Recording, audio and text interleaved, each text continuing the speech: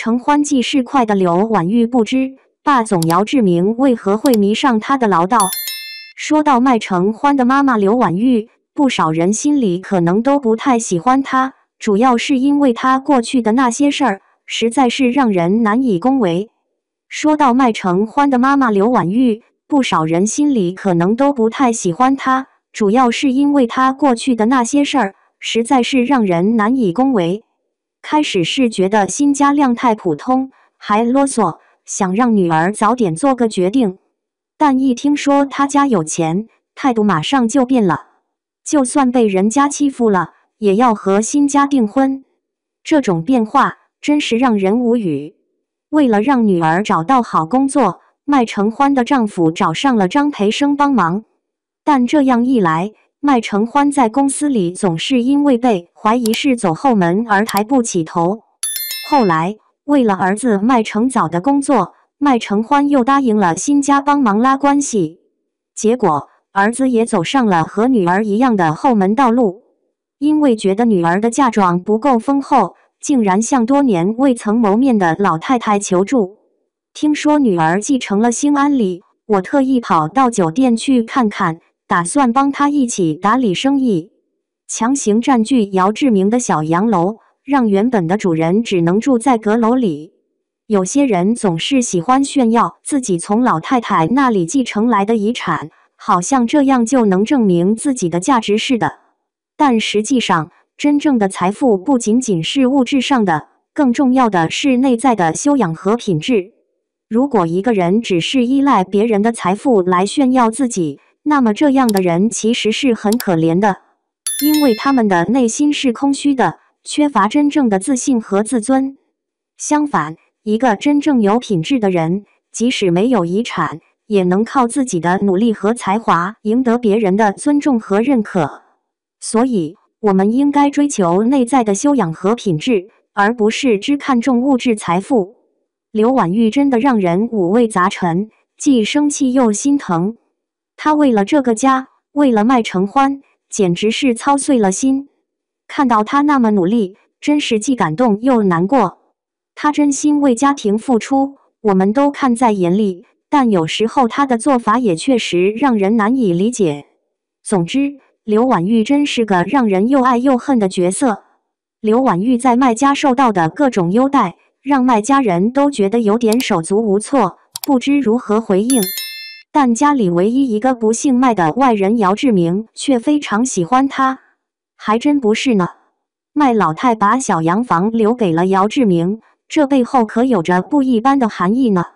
这个小洋房不仅仅是一栋房子，更是麦老太对姚志明的一份信任和期望。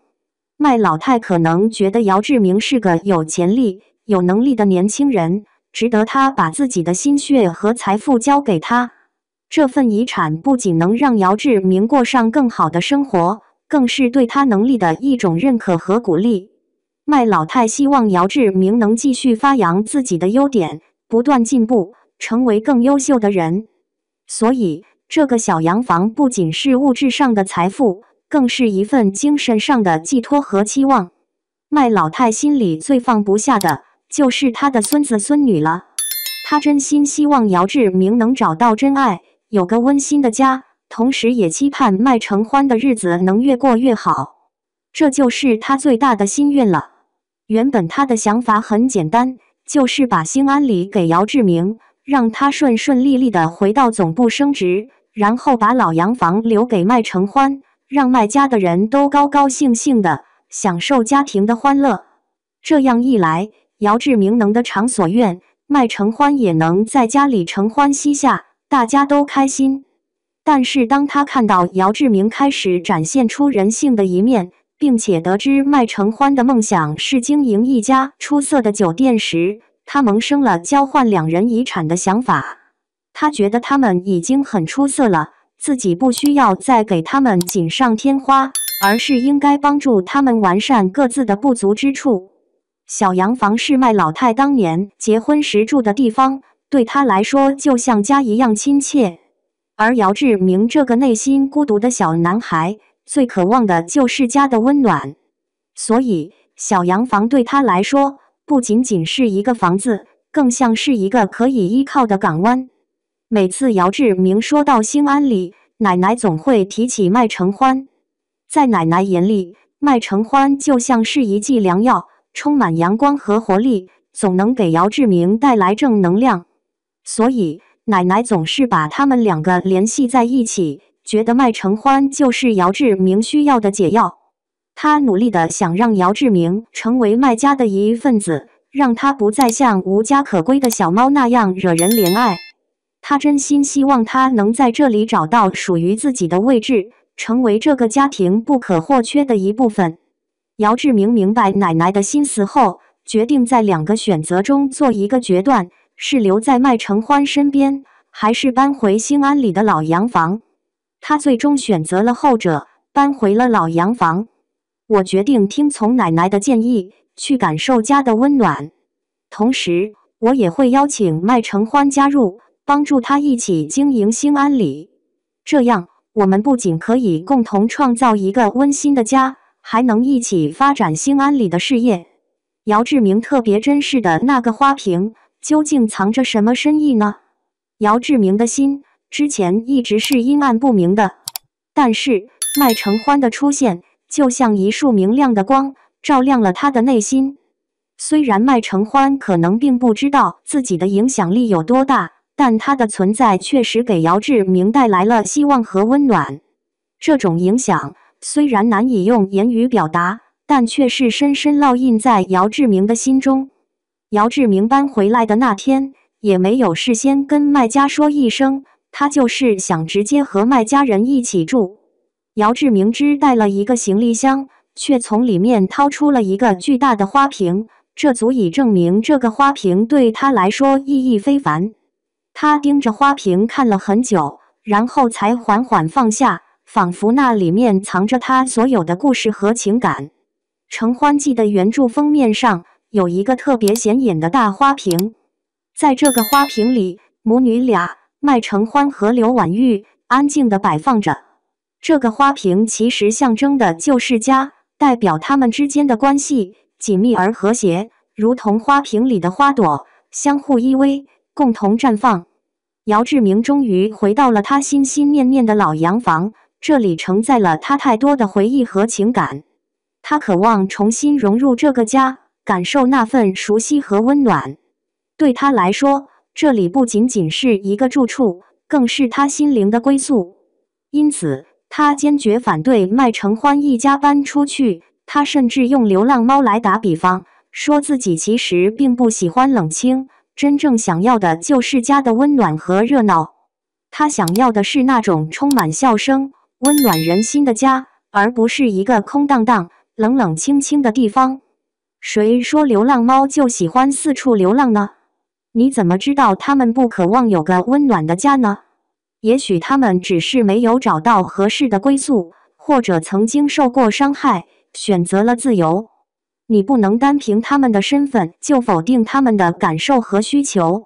他为了跟麦家搞好关系，完全不在乎住在阁楼，不但一大早起来给全家做早餐，还亲自做了三文鱼。更别提他还包了洗碗打扫的家务活，真是挺拼的。他经常向麦父请教，想知道夫妻之间该怎么相处。听说兴安里的财务出了问题，买房子的事情泡汤了，我就赶紧跑到售楼处把他们接了回来，好好安慰了麦家的父母一番。刘婉玉和那个醉酒男发生了冲突，他果断出手解决了问题。之后，他还让助理给他买了一双新鞋。这一连串的特别照顾，就连麦承早也看出来了，姚总明显是别有用心。麦承早的感觉是对的，姚志明不只是喜欢麦承欢，他更看中了麦家那种温馨的氛围。花瓶里插的向日葵，跟麦承欢可没半毛钱关系。对一个人来说，如同蜜糖般甜美的东西，对另一个人来说却可能像砒霜一样致命。每个人的感受和需求都是独特的，所以同样的东西在不同的人眼里可能有着天壤之别。这就像有人爱吃辣，有人却受不了；有人觉得某个音乐很好听，有人却觉得刺耳。因此，我们不能仅仅以自己的感受去评判和评价别人的选择和喜好，要学会尊重和理解他人的不同。对于麦家人来说，刘婉玉的喋喋不休和母爱之沉重，仿佛让人喘不过气来。但对姚志明来说，这种母爱的沉重感正是他所渴望和追求的。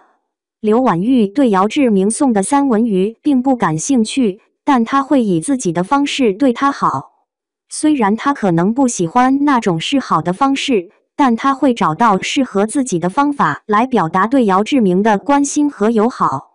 做我最擅长的臭鳜鱼，给他准备早餐，甚至因为担心他会出事，把门砸开也要看到他安然无恙才放心。这些举动都体现了对他深深的爱和关心。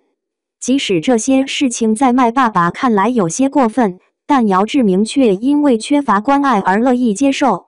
他非常渴望这些温暖。对于刘婉玉的唠叨，他觉得那是世界上最动听的声音。在他看来，这些话语就像是温暖的阳光，照亮了他内心深处的每一个角落。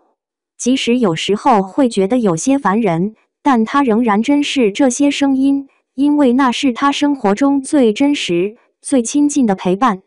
姚志明可是个聪明人，刘婉玉的那点儿小心思，他早就看穿了。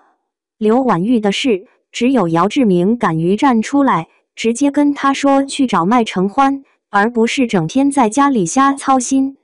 刘婉玉站在台阶上，内心充满了复杂的情绪。她既兴奋能够见到自己的女儿，又害怕女儿会讨厌自己。这种复杂的情感让她有些不知所措。幸好刘婉玉及时出现，麦承欢才没有遭遇不测。这件事让麦承欢意识到，母亲其实更需要他的陪伴和照顾。于是，他决定搬回家，与母亲共同生活，更加关心和照顾她。一说到吃西瓜，姚志明总是直接挖边上的那块，嘴里还总吐出让人心疼的话来。如果我首先选择吃中间的部分，人家会说我自私，甚至可能因此挨打。麦承欢听后，马上给他喂了一口最甜的瓜瓤，还笑着说：“以后放心大胆的吃吧。”姚志明经常照料的那片向日葵，其实并不是为了麦承欢，而是他自己的象征。